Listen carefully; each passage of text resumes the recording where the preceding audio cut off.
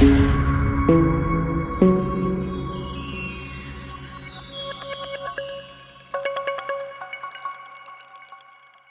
coast to coast and all around the globe, Richie and John, truth telling's their code. News, laughs, and love with the righteous tone. Loud, proud, never alone. It's the Richie and John show, lighting up the way. Voices for justice, bold every day. Hope in their hearts, mics in their hands. Together we rise and together we stand. Richie and John, let's go.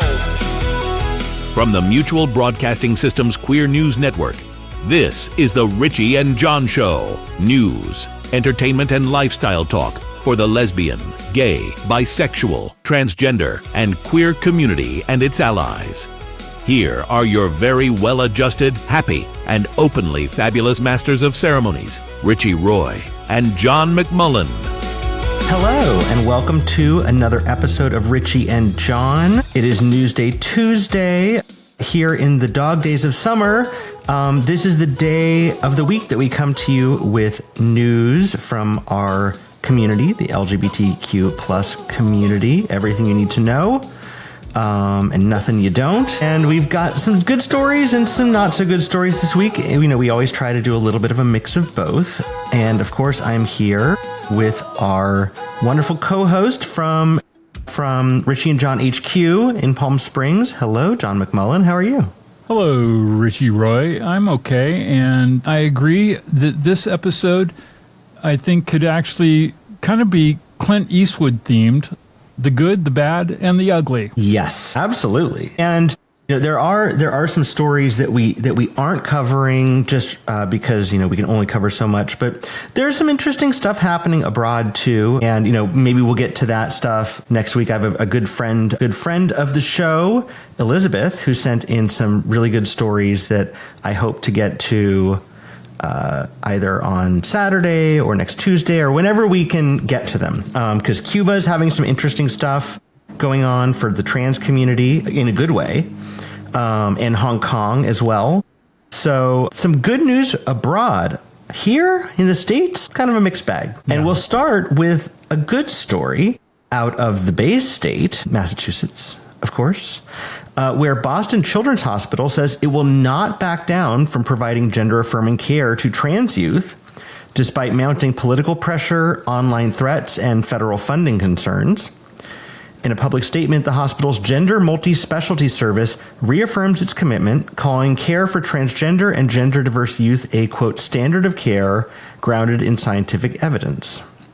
The statement comes as several institutions, including Children's Hospital Los Angeles and Stanford Medicine, shut down similar programs in response to legal and political threats. Boston Children's, home to the nation's first pediatric trans health program, has faced bomb threats and disinformation campaigns, most notably from the social media account Libs of TikTok, our most favorite wood chipper fodder, Chaya Raichik. The hospital condemns the wave of anti-trans legislation sweeping the country and says it will continue to support both patients and staff. We are here to affirm, uplift, and advocate, the statement reads, and we remain committed to doing all we can to support their care and well-being. Good for them. Yep.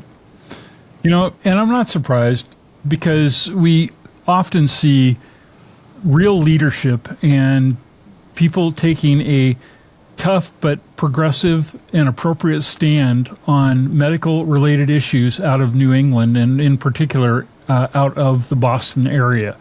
They have been a massive leader in dealing with the opioid crisis in this country.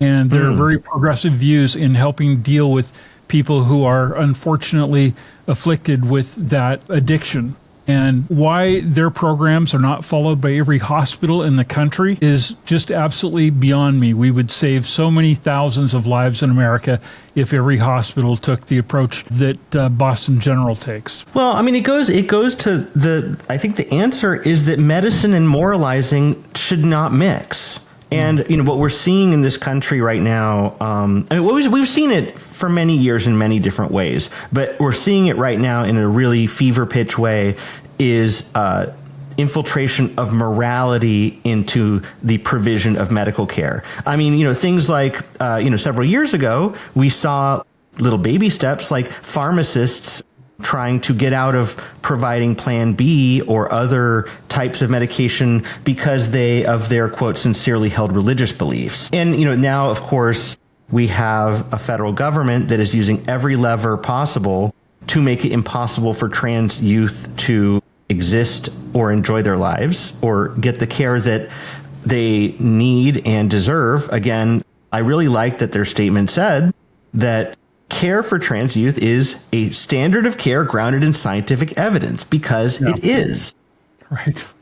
But these people don't care about science. They care only about ideology and control of bodies and fear of genitals and fear of sexual difference.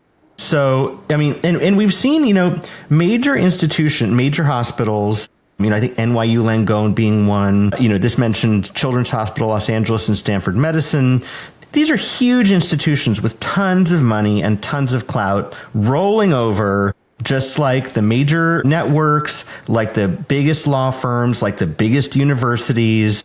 And it's pathetic to see, because these are the most well suited to stand up, because they've got the deep pockets and they have the voices, they have the people who they can talk to, in Washington, and they have the donors and they have all that, but they're shirking their moral responsibility. But Boston Children's Hospital isn't, so good for them.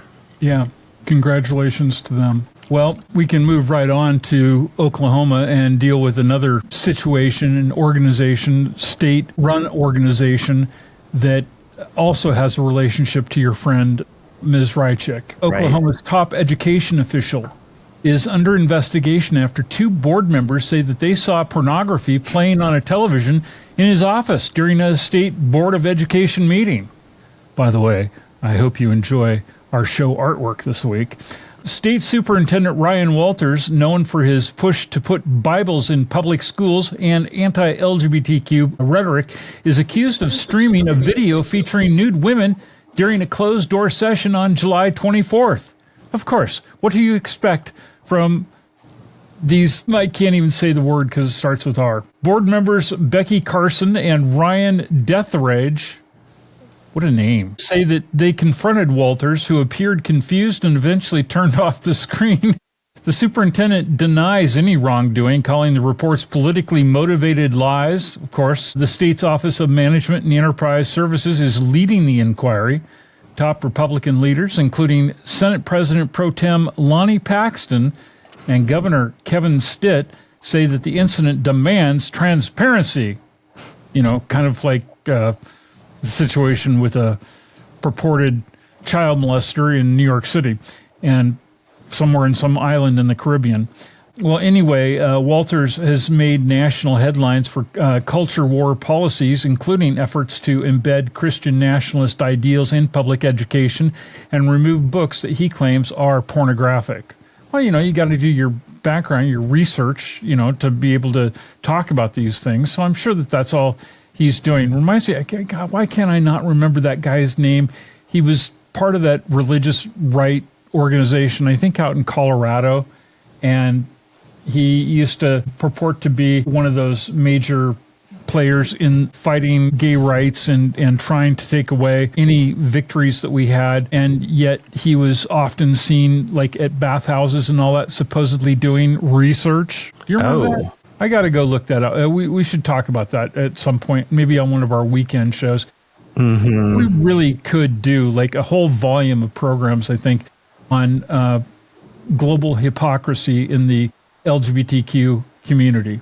Oh, of course. Yeah. Like, and now I'm going to blank on the name. Maybe you'll remember it. The Toe Tapper. Oh, yes. That was Larry Craig from Idaho. Yeah. Mm-hmm, and he got caught tapping his toe in Minneapolis at the airport.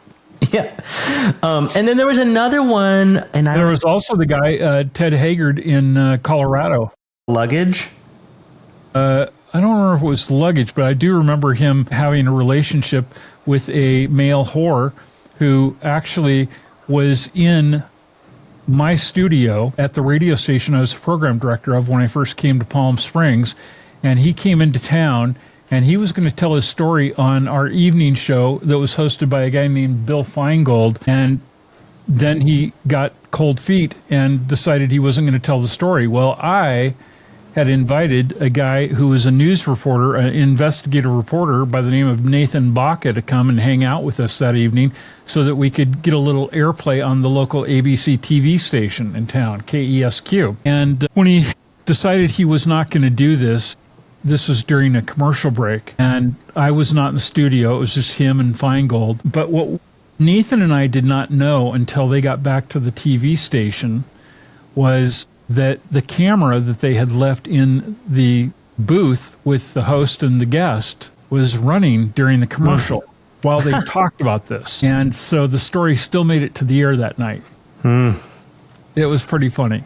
And of course, everybody went ape shit nationwide because another one of these hypocrites gets busted. You know, he was one of these televangelists at one of those mega churches in the greater Denver area. I don't know. Like, why do you do this? You know, just be who you are, own it, because the lie is always going to make it worse than the actual offense itself. Yeah. And, you know, so this one, you know, again, the hypocrisy is right here, you know, I mean, and the idea that that some Democrat like hacked his computer and put some porn on, it doesn't make sense. Like, obviously Occam's razor is he was watching some Pornhub on the wrong tab and he clicked over and whoops, everyone saw it. Okay. Wow, wow, wow. Yeah.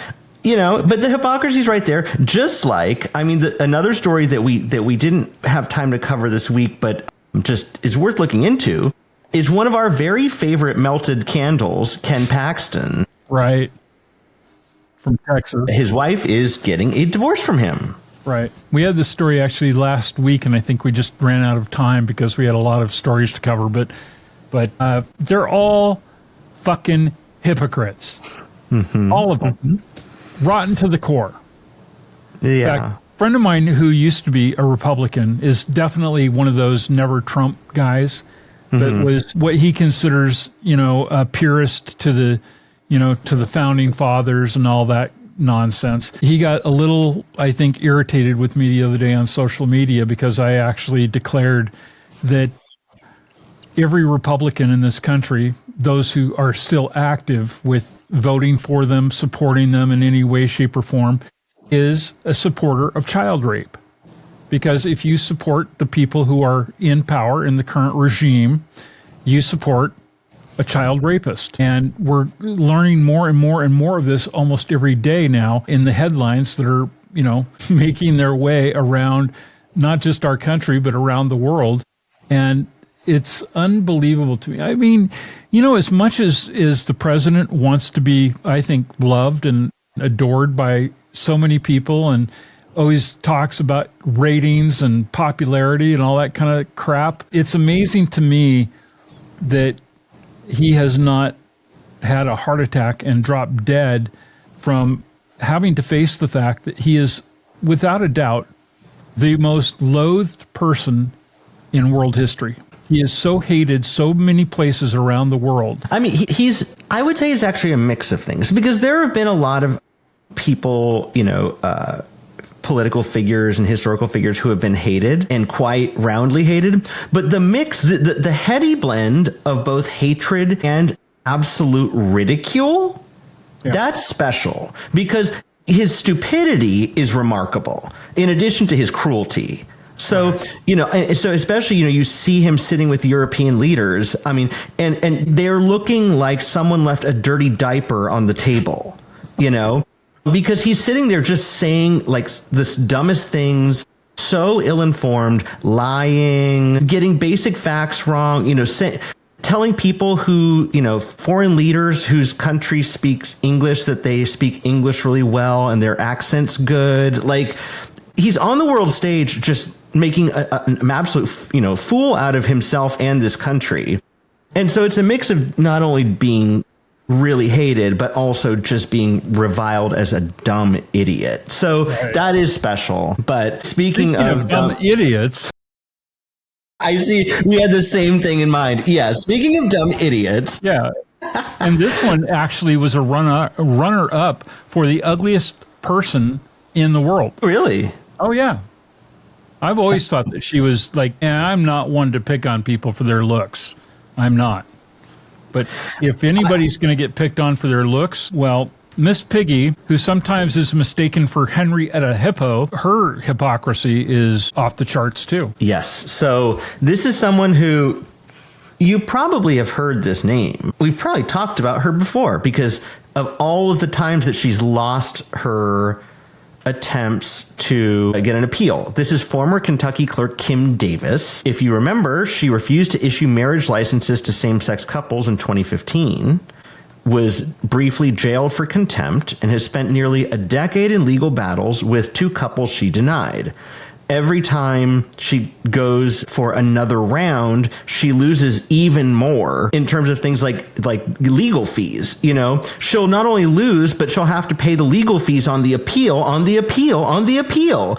So she is in the hole, like, you know, hundreds of thousands of dollars in this, like, you know, this quixotic attempt to seek her justice, I guess, for being a dick. So now this time she is again asking the Supreme Court to take up her case, this time with the added goal of overturning marriage equality.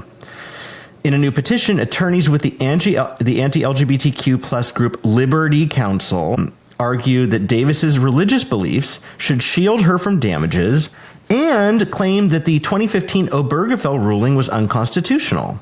They cite the court's 2022 decision overturning Roe v. Wade as precedent, but legal experts say Davis's case, denied once before in 2020, is unlikely to sway the court.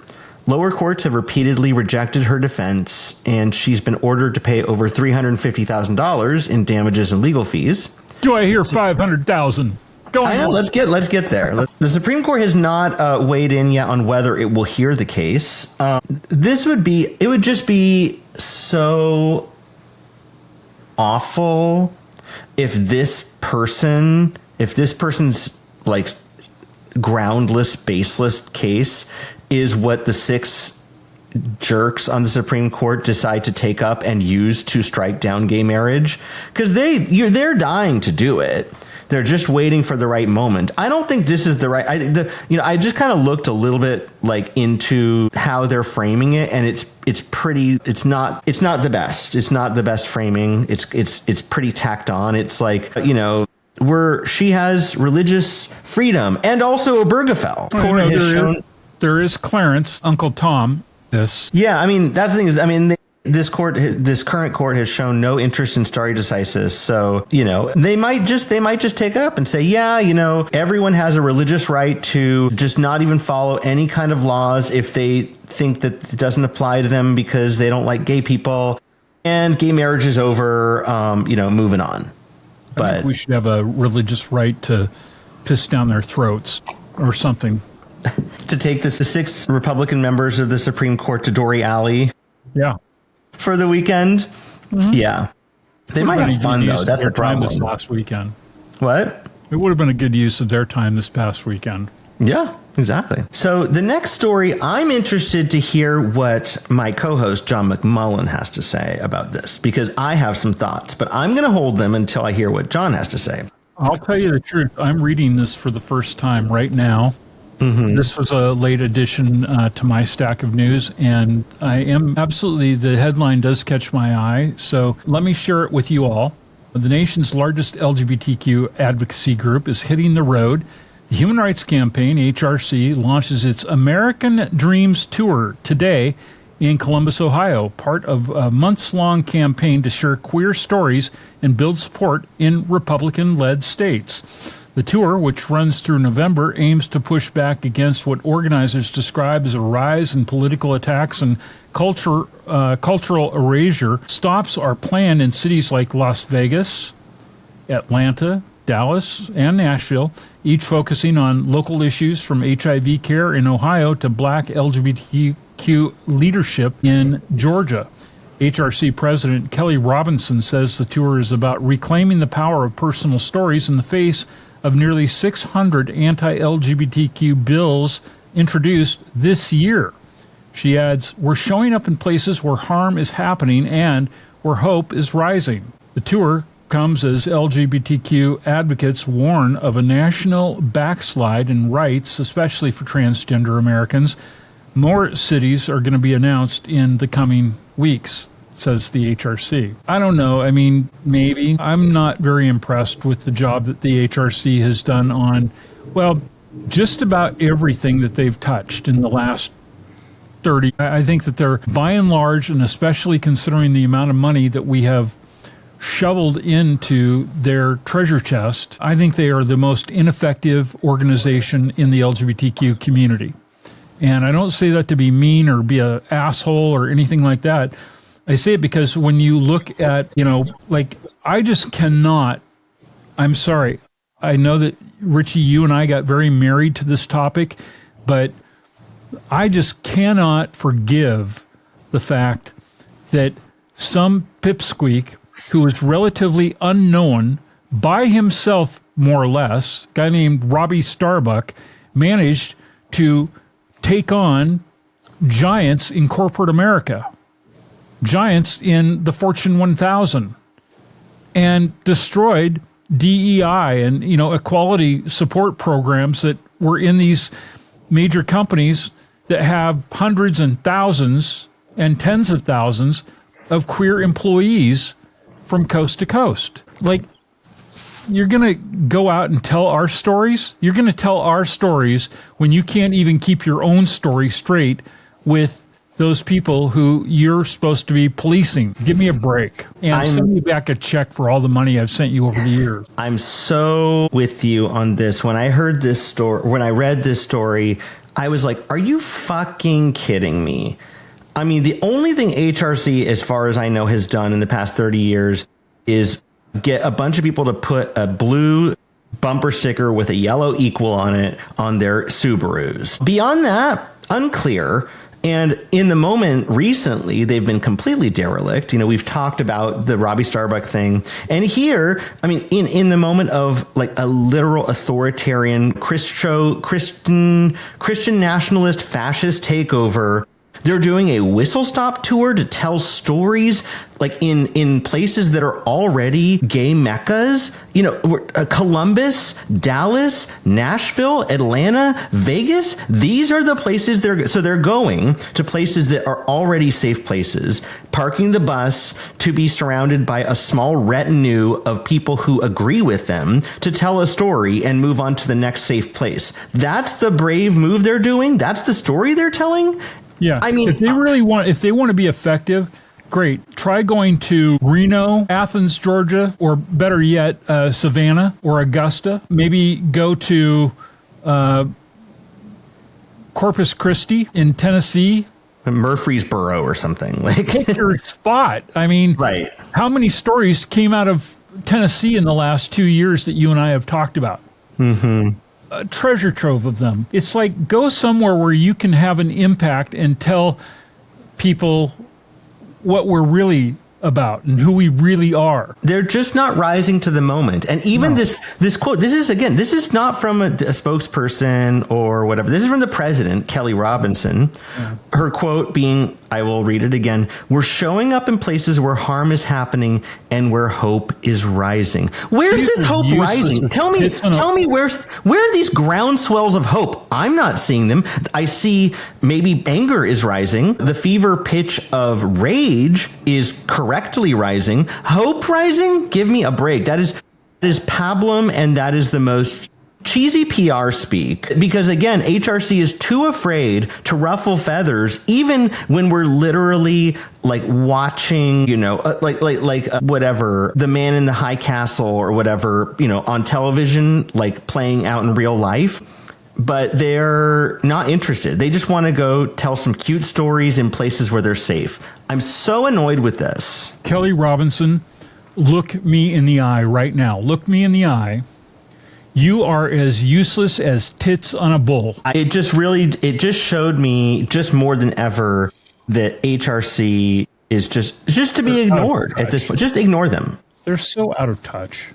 And the idea that they're still considered kind of, And if you're looking for somebody in our community to write a check to, again, I believe that, and there are a number of organizations that are worthwhile, but I can tell you that one that has accomplished a lot of stuff on our behalf over the last several years is NCLR, which was the National Center for Lesbian Rights. It's now expanded to being the National Center for LGBTQ Rights, and an organization that I have enormous respect for. Their head of their legal program there, Shannon Minter, is victorious in many, many efforts that he has led. Their former executive director, Kate Kendall, was a personal friend of mine because I embraced that organization because of how much they did accomplish. And, they did it by working hard, not by, going out and beating their chests and saying we have a multi-million-dollar building in Washington, D.C. that is, somehow some sort of a castle for our community to look up to and see what we've accomplished. No, I don't have an awful lot of regard for the HRC, and it's been a long time since I have, and I know that makes me not a very popular person with a lot of people in our community because they're proud of that blue sticker and gold equal sign. But I'm not sure why, because I don't think most of them, other than the parties that they get to go to as members of the federal club or whatever, I don't think they have a fucking clue. They really don't. It's a bummer. Somebody who does have a clue, though, and he's somebody who has been here in Palm Springs, actually showed up before we had the No Kings Day rally. We had another event that I think happened on, was it May Day? Was one of those national days of protest that we had around the country, and he was actually one of the speakers here. He is a congressman from over on the other side of the mountains. He's over on the coast from Long Beach, and his name is Robert Garcia. And talk about an out gay man who is serving in Congress, who is holding people accountable, really putting their feet to the fire, and who knows how to start a fire when it comes to dealing with issues that are important to us. Robert Garcia is demanding answers right now from Health Secretary Robert F. Kennedy Jr. over what he calls the shameful dismantling of HIV and AIDS programs under the Trump administration. And in a letter that was co-signed by Representative Raja Krishnamurthy of Illinois, Garcia, who is openly gay, calls out the elimination of CDC prevention divisions, halted vaccine research, and deep cuts into both domestic and global HIV funding, including the PEPFAR program. Fortunately, that was brought back, but has been credited with saving 26 million lives. The lawmakers warn that the changes could lead to over 140,000 new HIV cases and 127,000 additional deaths in the U.S. alone over the next 5 years. Garcia questioned whether these moves were rooted in science or in the HIV misinformation that Kennedy has spread for decades. The letter requests full documentation behind funding decisions and warns that slashing prevention and treatment services could sicken vulnerable Americans and worsen the global epidemic. Why couldn't the Kennedy family put him in an airplane with John Jr.? Right. Yeah. RFK Jr. is a complete disaster. And yeah, I mean, the gutting of so many important public health things, from the CDC to, defunding things like NIH and NSF, and in general, just showing contempt for real science, and being prone to complete misinformation, junk science, like things like that, beef tallow is the way to go. Probably ivermectin cures, COVID. All the dumb stuff. He's all about it, And there are just so many stories about him doing things, like swimming in a contaminated, lake. In the creek, yeah. The creek. Which public health officials were like, don't swim in that creek is full of microorganisms and giardia and whatever. And he's like, I'm going to take my whole family and swim in it because science sucks. And yeah, but these things that they are doing have real life effects, as Robert Garcia is indicating, and these effects will lead to death. These are people who will have already pretty much have blood on their hands, and will have more blood on their hands as they continue to do the things that they want to do. One of the things that I saw, a story that is related to this, and it's not specifically about HIV, but it has an effect on it, is there are reports that RFK Jr. is looking to dismiss all of the members of the U.S. Preventative Services Task Force, which is an advisory panel of primary care experts. And their whole job is basically to look into ways to prevent illness. And so the kind of things that they look into are things like mammograms, colonoscopies, ways to manage high blood pressure, diabetes, obesity, depression, anxiety. And so this panel, it's a mix of all kinds of different nonpartisan experts in this field. And the thing is, why it matters is because their recommendations undergird what insurance companies will cover. And so we had that Supreme Court ruling that said that the mandates, for instance, for free PrEP which comes sort of out of this regime under the Affordable Care Act, that's legal. So, we have free PrEP now. But if this panel is completely disbanded and replaced by lunatics, and if anything, we've heard RFK Jr. say things back in the day, like poppers caused AIDS, and with things like cancer, that raw milk, a mother with raw milk, for the baby is better than a vaccine. So if he picks the people who are going to be on this panel, we might see things that all of us should want, like vaccines and preventative care for screenings for cancers and free PrEP being on the chopping block. These people don't believe in any of that. Well, you know what? Just to celebrate this, I am going for the triple crown of giving Robert F. Kennedy Jr. the big old grand fuck you tomorrow. I'm actually going and getting COVID and my flu shot and the RSV vaccination tomorrow morning. So I'll be thinking of him as I do that, and I'll be praying for him to drop dead from all that he doesn't do that makes sense. I'm tired of these people getting to live. I've never really taken that attitude before. I never wanted to see other people face unfortunate situations, be sick, die, be facing diseases. I want everybody to enjoy their life. But I am so sick and tired of this nonsense and the crap that it brings upon other people's lives because others are infected with misinformation to think that, this isn't going to happen.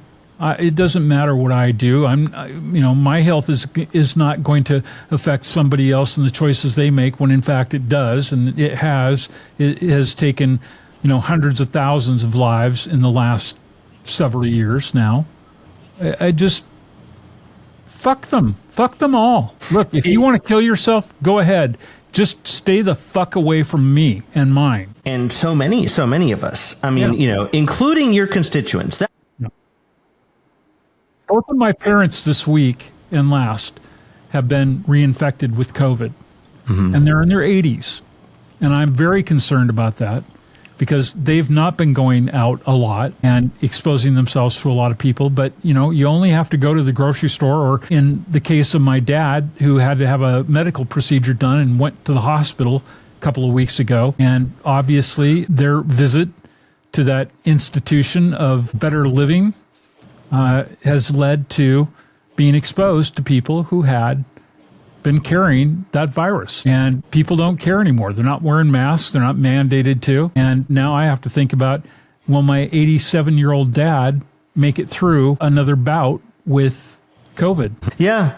I mean, that's the thing is it's just remarkable. There's like different levels, because I kind of think, there's the supporter. I mean, there's the person, the MAGA person who is just sort of low information, angry and just ready to be a jerk. You see just sort of these videos on social media of just some random angry middle-aged white guy harassing some poor, woman of color who's just trying to be at the grocery store and existing.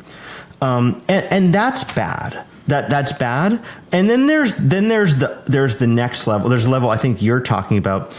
And I'm thinking about the Carolyn Levitts, the Kristi Noems, the Stephen Millers, the people who are architects and true in that world, in the White House and in that. And Mike Johnson, the primary enabler of destroying this country's form of government. And these are people who, when we have our Nuremberg trials, whenever that happens and wherever that happens, at that point, global warming might be so bad that we'll have to have them on the Arctic Circle. But in any case, when we have them, when the Tribunal of Penguins is convened and these people are brought before them for justice, these are the people that the wickedness of them, of someone like a Kristi Noem who just will gleefully tweet just a joke about someone who they have sent illegally to a supermax prison in South America to be raped and tortured, who did nothing wrong, who was here legally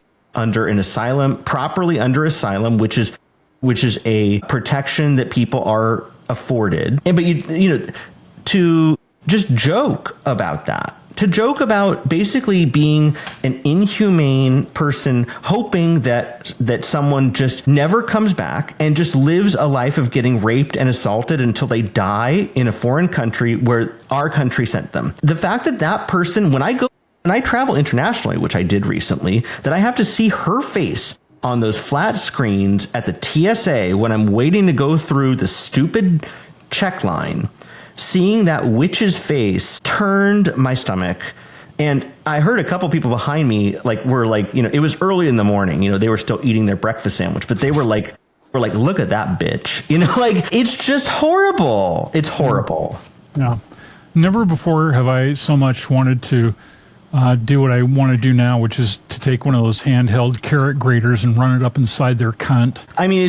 It just is horrible. And I will say this story was not on our list. And it's not really, this isn't even a story. We're not going to go into it, but I will say in terms of Carolyn Levitt, Trump, all of that, if you haven't paid attention, and I'm sure you've seen it already, I love, of course, South Park, the South Park guys biting the hand that feeds them in a moment where that is the brave thing to do, because and when you say feed them, we need to point out that in light of everything else that has gone on in the Paramount family, which includes Comedy Central and CBS and a number of other networks, CMT and Black Entertainment Television and so on and so forth, that the creators of South Park, actually following all that hubbub around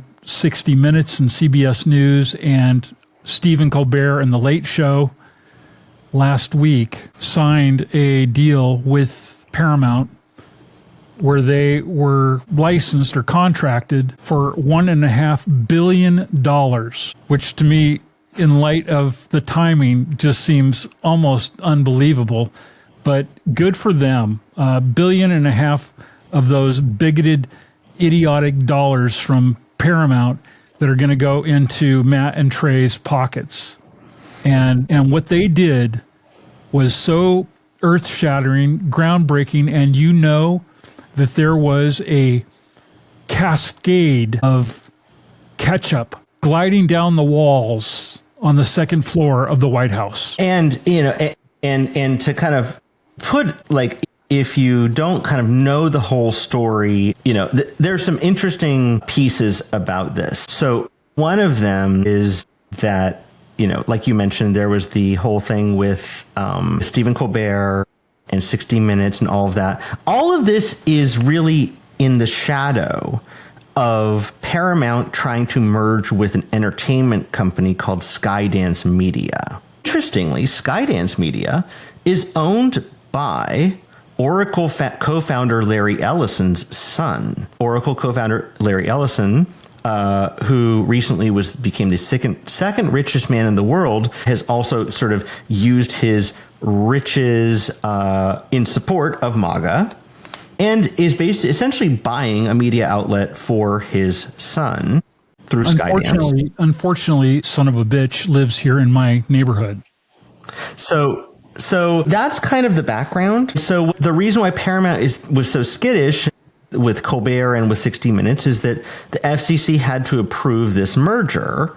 The FCC did approve the merger with a bunch of caveats that are no brave media person would approve of. Basically, appointing an ombudsman that reports directly to Trump when it comes to content that's going to be on the channel, which is just so pathetic. He now just basically has a red bat phone to say, I don't like what I just saw on your channel, get rid of it. But what I love about that is, so that's the backdrop. And they had recently inked this huge deal for South Park for streaming rights and for new episodes. And I believe this is the first episode of the new tranche of, I think, it's like 50 episodes that they ordered. The first episode out of the gate was absolutely blisteringly burn it down about not only Trump, but about Skydance, about the network, about Paramount.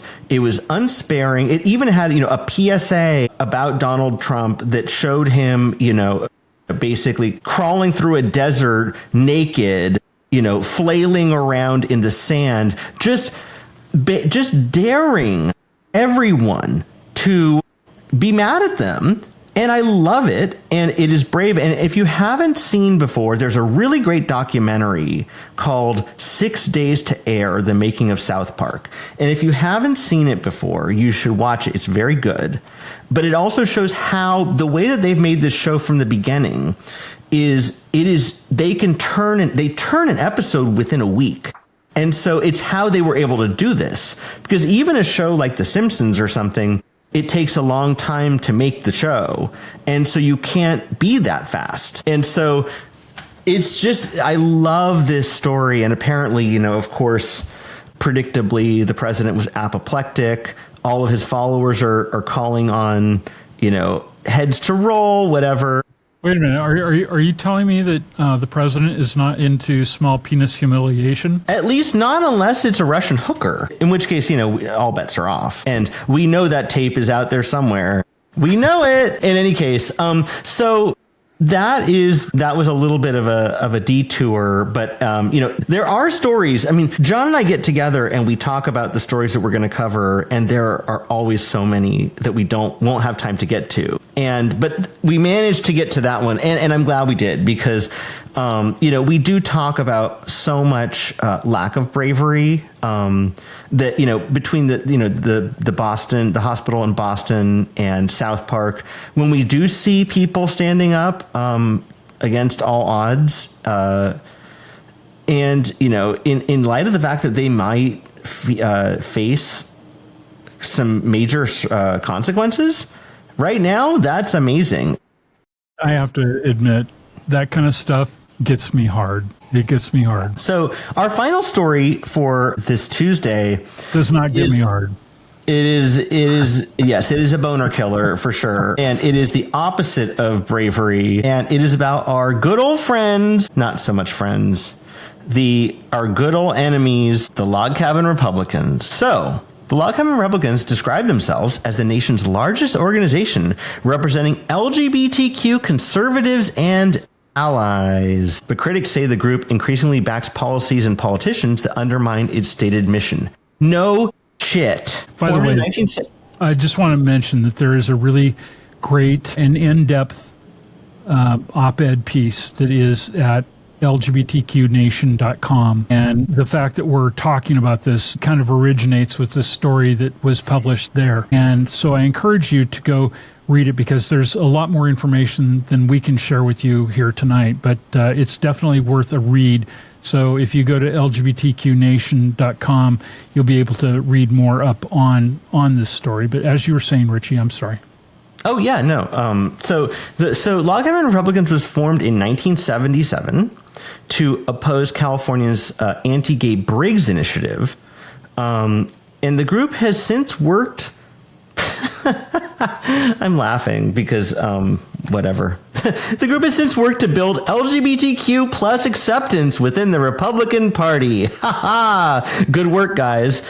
But over time, it has endorsed GOP figures like Donald Trump and Florida Governor Ron DeSantis, whose platforms include bans on gender-affirming care, anti-LGBTQ plus school policies, and opposition to same-sex marriage. Not to mention the fact that at this point, the Republican Party is undergirded by Project 2025, which seeks to literally erase gay and trans people from the planet and make us illegal and put us into gulags. So good work again, Log Cabin Republicans, for all what you've done for us. Anyway, while the group's national website supports anti-discrimination laws and international LGBTQ plus rights, just do it, but not in our country because Donald Trump doesn't like it. Its current leadership has defended the, quote, "don't say gay" law and echoed rhetoric targeting transgender Americans, read LGB without the T.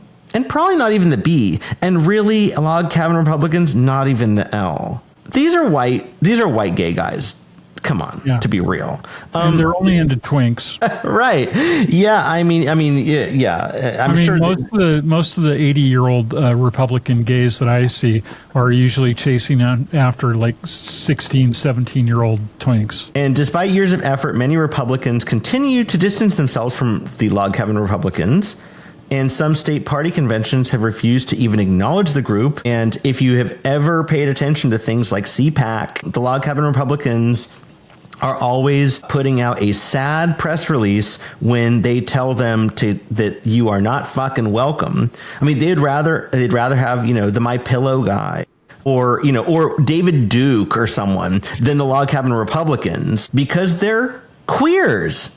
Have you seen how far down the totem pole they have landed now in terms of the people that they can attract to their get-togethers? I don't know if you've seen the latest on who they have invited to be their VIP speaker. Oh, no, who? One guess. Milo? Better. Melania Trump. For? Obviously, hooker. Wait, to speak where? At CPAC? No, at one of their events, their convention or gathering that they're doing. Oh, Log Cabin Republicans? Log Cabin Republican, yeah. Oh, they've got Melania? Yeah, they got Melania coming. Now, are you sure that they're not getting some kind of like AI, like some Zoom AI Melania or something? In fairness, it could be something that they pulled out of the dumpster at Madame Tussauds. Yeah, no, that wouldn't surprise me. But yeah, I mean, sad. Log Cabin Republicans just are the biggest bummers. I think that actually that they're a group of masochists. They probably belong in our leather S&M community because they really, truly love getting flogged by the Republican Party. Time and time again for exactly the things that you've just mentioned. They're constantly being told you're not welcome in our house. Mm-hmm. But go ahead and pretend like you're the same as us. Just keep writing those checks. We're not going to let you in, but we're going to take your money because we take everybody's money. We're not particularly particular. If anybody wants to give us money, we're going to take it and do the thing is, anything we want. And if you ever kind of pay attention to the Log Cabin Republicans, their kind of messaging, the thing that is so striking about it to me is their relentless and I would say insane optimism. Because the insanity is doing the same thing again and again, expecting a different outcome. And so you look at their press releases and they're well, they wanted to make being gay a mandatory death sentence. But, we spoke with some of our people and now it's just a mandatory life in prison. So, we're making strides. Their incrementalism is so hilarious. They're by the, our goal is by the year 2050, the Republican Party will acknowledge that gay people should exist and not die. It is so crazy to me. They're wild, but yeah, so they suck. Sorry guys, not interested in what you're peddling.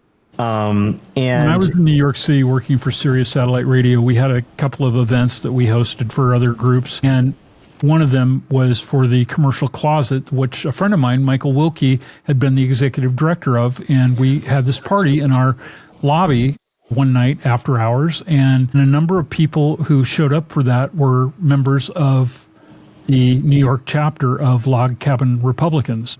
When they found out that I was the station manager of Sirius OutQ, they asked me about why we did not have a show for them. Michelangelo Signorelli was doing a show for the left on the station, but why were you not having one for us?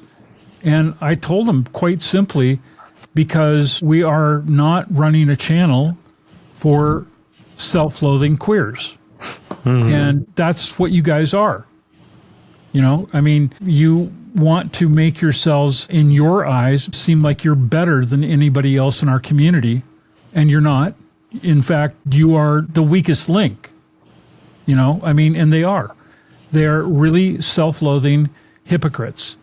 And if I can just say one sentence to define Log Cabin Republicans, to me is, you know, we got ours, fuck y'all. So that's how I see and hear them when they're talking about all their, you know, and believe me, there's plenty of them out here in the desert too, you know.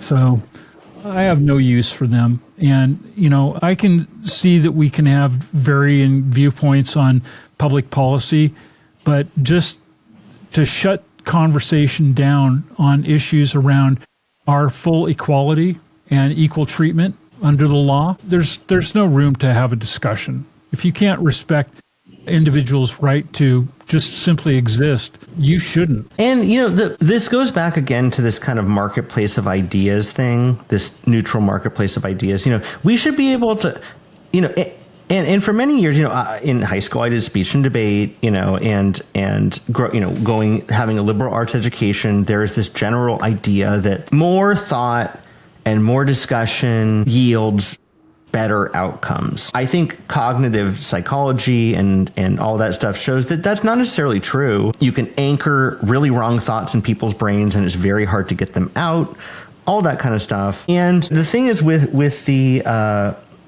Log Cabin Republicans, a lot of times they want to talk, or even gay conservatives, whatever, or even gay apolitical gays. They kind of want to talk about things in a vacuum, you know, and say, well, you know, I don't like Trump, but, you know, I like lower taxes, and, you know, they kind of like pick and choose.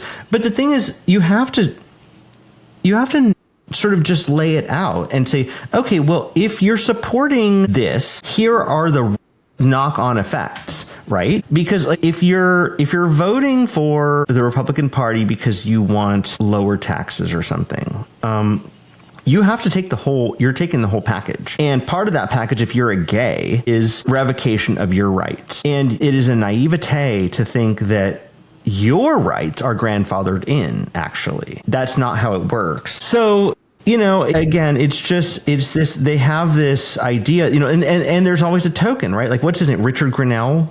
Is that his name? Richard Grinnell? Yes. Oh, there's a gay who is in the administration. They love us. Do they? Yeah, another gay fuckhead from here in the Coachella Valley.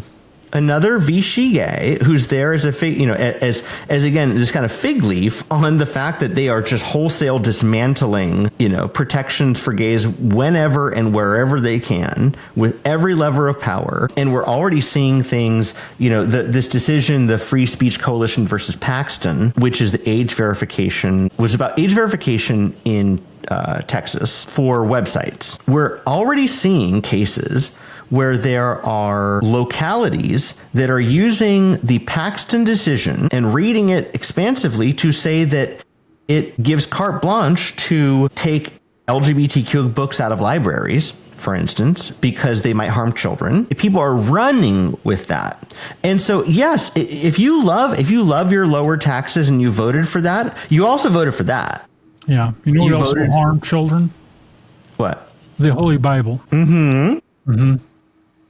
So take right, and I believe we did a story a while ago about someone who did briefly get the Bible actually pulled from the library using the classic, if it's good for the goose, it's good for the gander technique, and said, do we not like books that have like rape in them and slavery?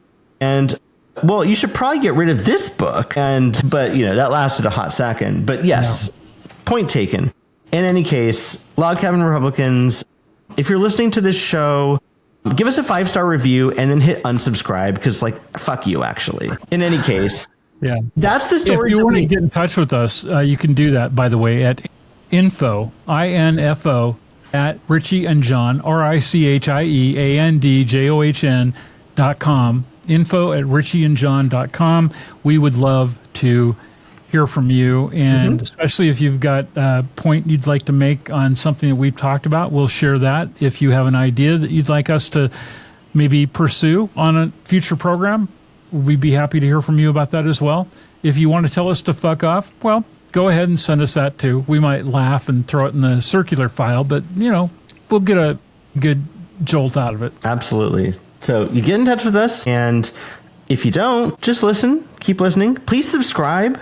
If you just found us on YouTube or wherever, somehow, click the subscribe button. Give us a good review. If you have a bad review, don't put that on there. Just email us at info@richieandjohn.com and tell us what you didn't like, and we'll respond to you personally. But give us a 5-star review, at least, for being responsive. In any case, until next time, John, I hope you have a great week. I think we're closer. I think we're actually closer to being able to get back to our substantial Saturdays. And I'm hoping that will happen, if not by this coming weekend, by the following one. So don't hold your breath, but hold your breath. Exactly. And if you're a Log Cabin Republican, hold your breath twice. All right. Talk to you guys later. Richie and John is a production of the Mutual Broadcasting System. Opinions expressed are those of the hosts and their guests. If you have a problem with it, bugger off. Freedom and equality, let it be clear. Being who you are, fun, frisky, and out loud queer. From Mutual Broadcasting, we're breaking free. Living our truth, just you listen and see.